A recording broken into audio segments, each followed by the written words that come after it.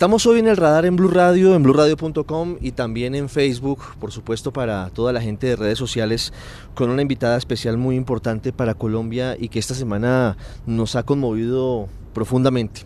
Hablo de Ingrid Betancourt, que luego de 13 años después de su liberación en la Operación Jaque tuvo un primer encuentro que seguramente fue una suerte de catarsis y ya nos va a contar con quienes fueran sus victimarios en un momento distinto, pero estuvo a instancias de la Comisión de la Verdad con los ex jefes de la guerrilla de las FARC. Y es un gusto tenerla aquí hoy en el radar. Ingrid, bienvenida, muy buenas tardes. Gracias, Ricardo, un placer estar con ustedes hoy. ¿Cómo vivió ese momento? ¿Cómo fue ese reencuentro difícil con quienes fueron sus victimarios? Sí, fue un momento difícil.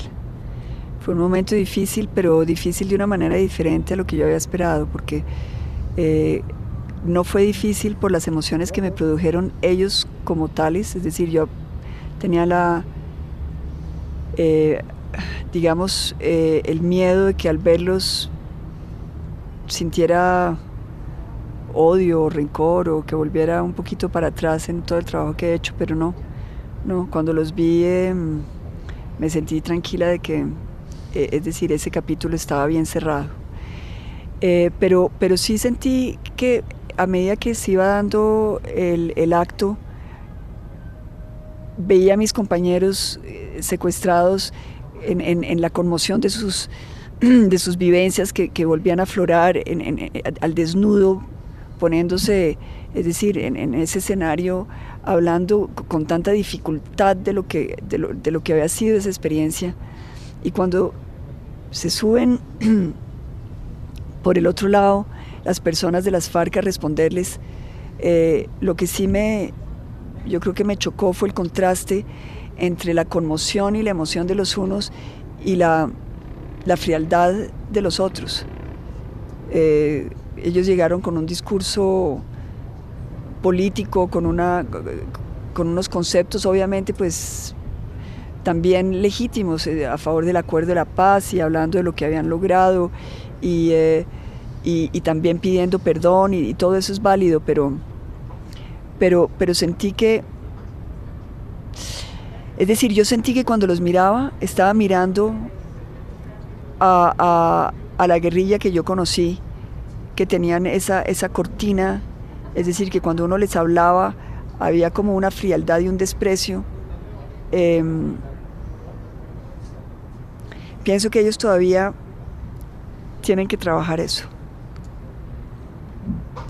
Ellos, para usted, en lo que usted pudo ver, en lo que pudo analizar en esas un poco más de 4 horas en el Teatro Libre, ¿siente que sí han avanzado en el proceso de desarmarse plenamente, de quitarse esa cortina, como usted dice, y de realmente regresar a la sociedad y convencerse de que las armas y de que la guerra no es el camino? Bueno, obviamente yo no estoy en el corazón de ellos, así que yo lo único que puedo hacer es como interpretar. Es una hermenéutica un poquito difícil porque adicionalmente yo fui víctima de ellos, entonces hay muchas cosas que nos separan. Pero lo que yo sentí es que ellos tienen la intención, yo creo que ellos genuinamente tienen la intención de pedir perdón y de avanzar por la paz. Creo que están contentos de estar en la sociedad, de haber dejado las armas, creo que valoran el proceso. Pero yo creo que ellos son víctimas de su propio invento. Es decir, yo creo que ellos, al hacer el tránsito de la selva al Congreso, de pronto les faltó o no tuvieron la oportunidad de reflexionar en todo lo que pasó. Y yo sentí que ellos en ese escenario estaban en una actuación política, es decir, actuando como comunes. Yo no quería hablar con miembros de un partido político, ni tampoco con miembros de una organización de las FARC. Yo quería hablar con ellos, con cada uno de ellos en lo personal, verles el corazón, qué pensaban, qué habían hecho en el momento en que nos habían secuestrado, cómo habían vivido lo que nos había sucedido, cómo habían sentido cuando matan a Gilberto Echeverry, qué pasó cuando se muere Julián Guevara, por qué tomaron la decisión de no liberar a Norberto Pérez, que era el papá de un niño que se estaba muriendo de cáncer.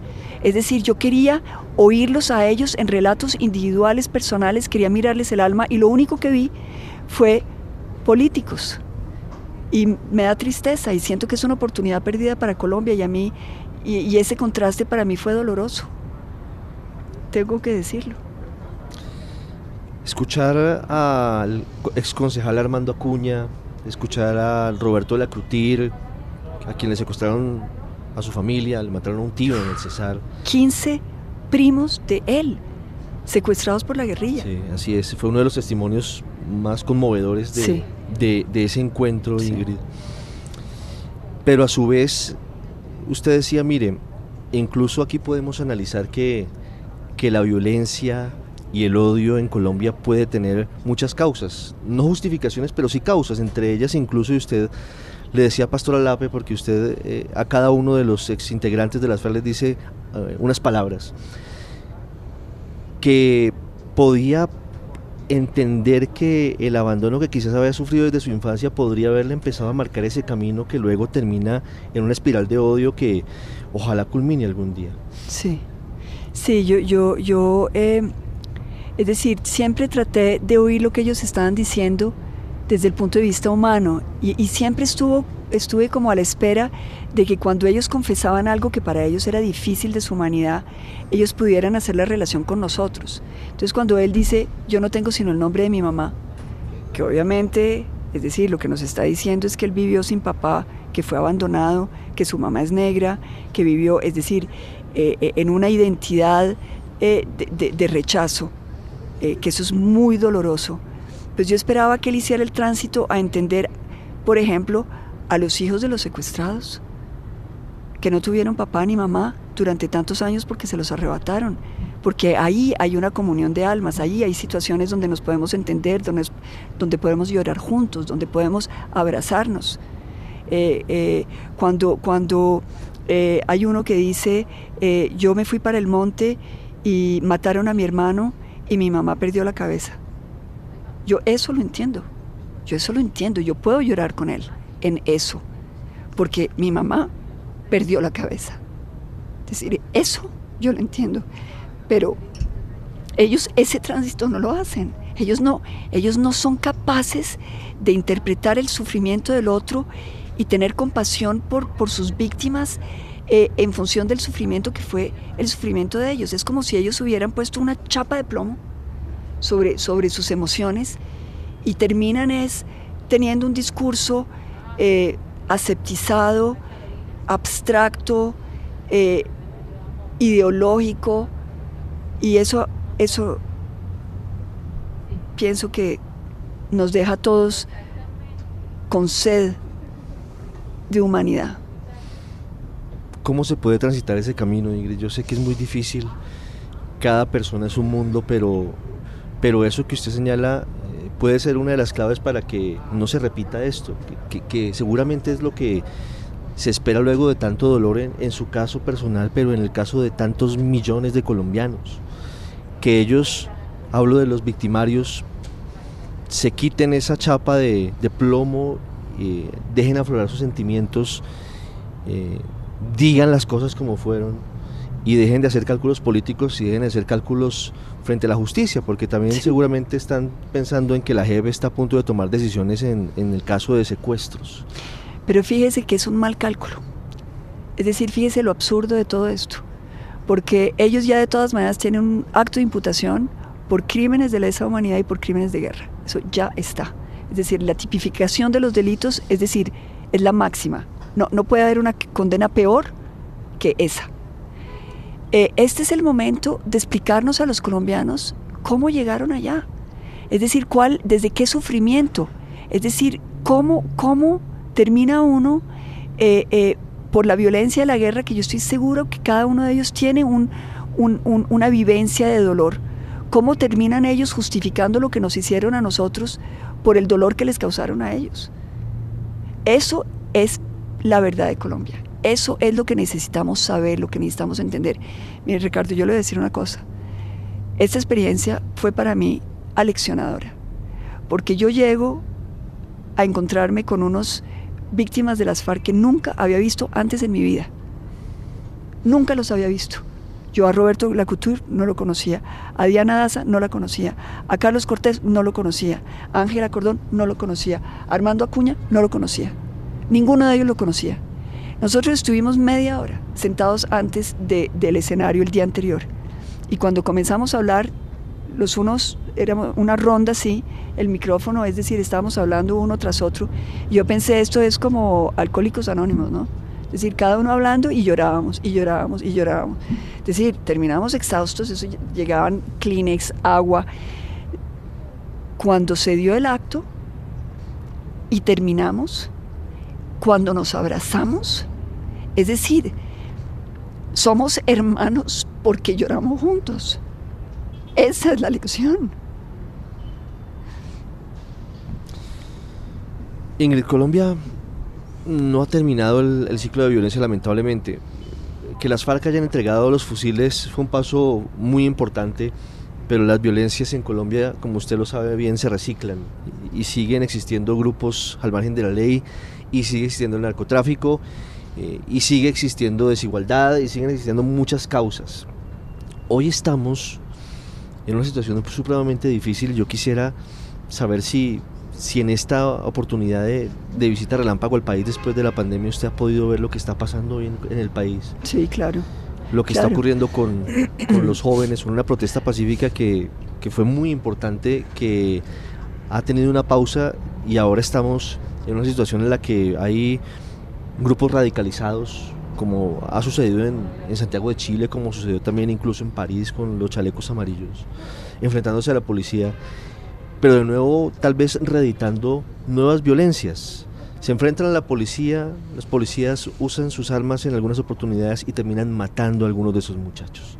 ¿Cómo ve lo que está pasando a la luz de lo que usted ha vivido, de lo que ha sufrido y de que todos queremos que se cierre este ciclo de violencia? No, bueno, primero yo creo que los ciclos de violencia se pueden parar. Esto no es un karma, no estamos condenados de por vida por las generaciones futuras a tener que matarnos y odiarnos. Ahora, lo que sí es que tenemos que hacer el esfuerzo para romper estos ciclos de violencia. Lo primero que yo creo que tenemos que hacer es respetar la protesta, los reclamos de los ciudadanos democráticos. Es una protesta ciudadana que se tiene que respetar.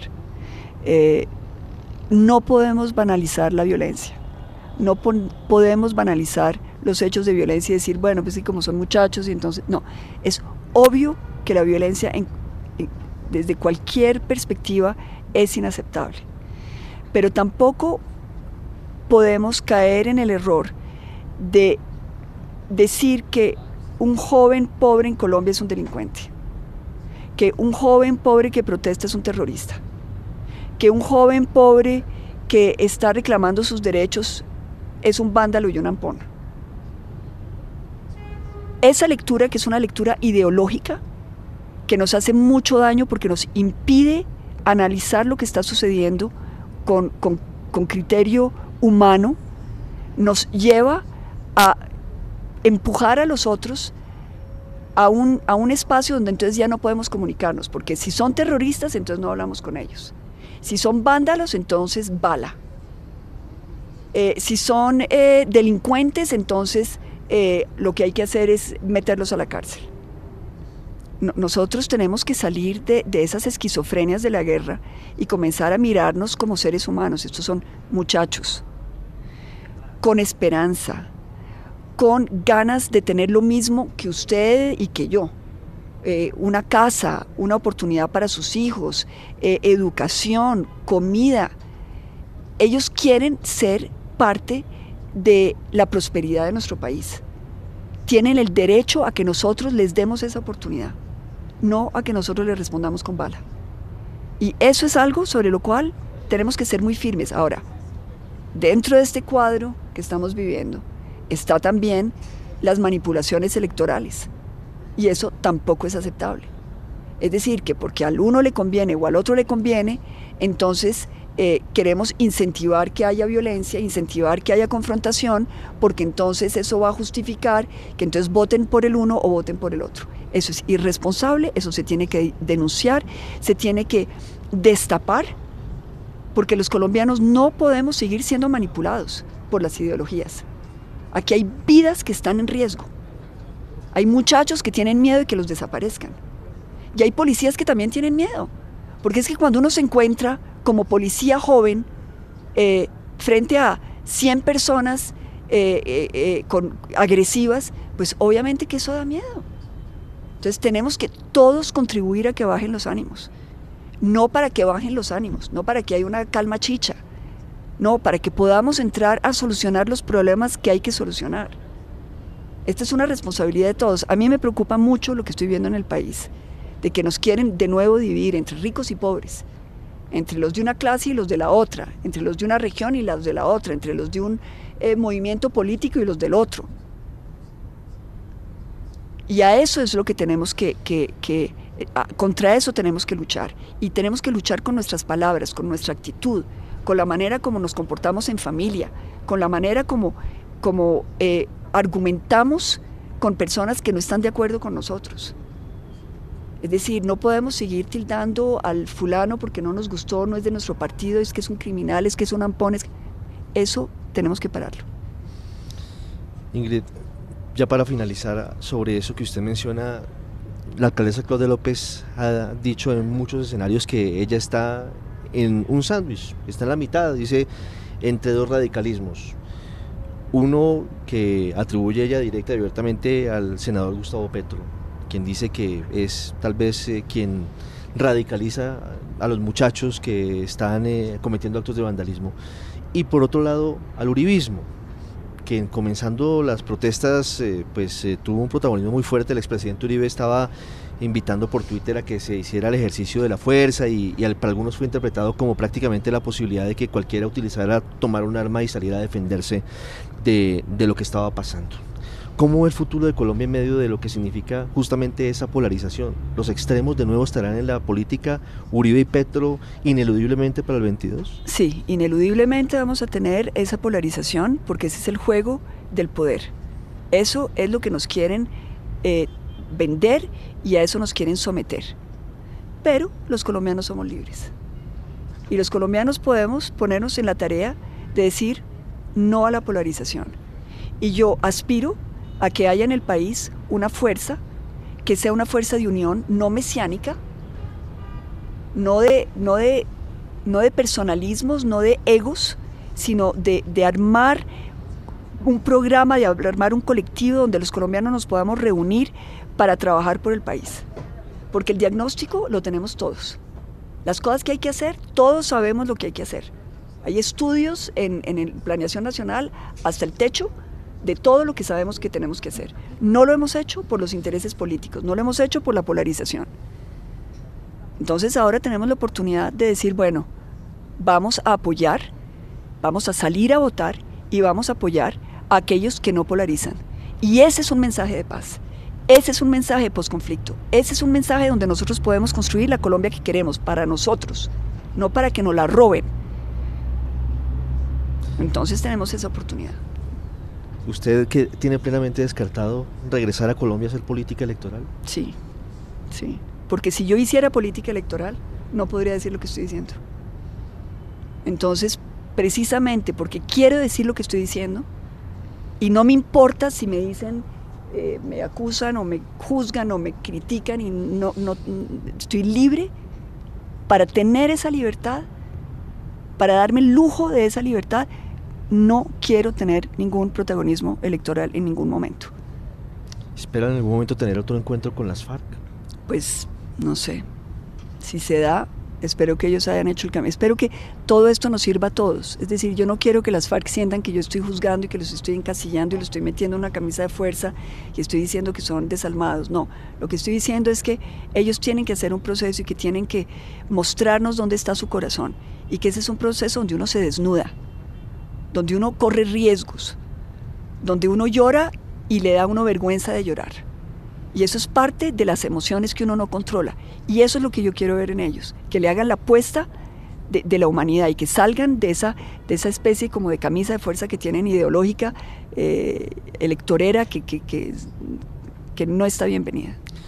Ingrid Betancourt, hoy en el radar, en Blue Radio y en BlueRadio.com. Ingrid, gracias por estos minutos, de verdad muy valiosos, muy importantes para la audiencia. Bueno, gracias, mil gracias.